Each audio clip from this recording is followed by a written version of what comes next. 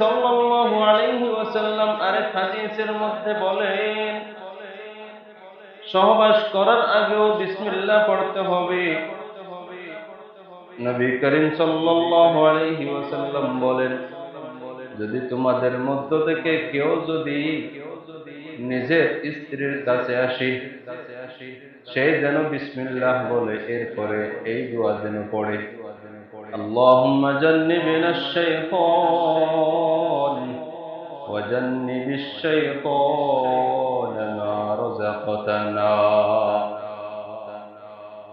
বিসমিল্লাহ পড়তে হবে।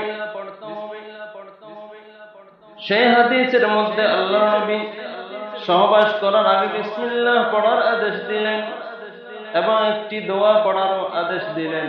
সেই দোয়াটা হল, আল্লাহুম্মা জান্নিবিনাশ শাইতান ওয়া জান্নিবিশ শাইতান মা রাযাকতানা। হে আল্লাহ, আমাদেরকে শয়তানের ধোঁকা থেকে দূরে রাখেন এবং যে বাদশা হবে, যদি কোনো বাদশা যদি পেটের মধ্যে আপনি দিয়ে দেন, সেই বাদশাটাকে শয়তানের ধোঁকা থেকে বাঁচাই রাখেন, দূরে রাখেন। সেই কথা যখন সহবাস করার আগে আল্লাহকে ফরিয়াদ করে বলবেন, তখন আল্লাহ তাআলা বলে সেই বাদশাকে জন্মের পর থেকে মৃত্যুর আগ পর্যন্ত কোন শয়তানের ধোঁকায় ফেলবে না।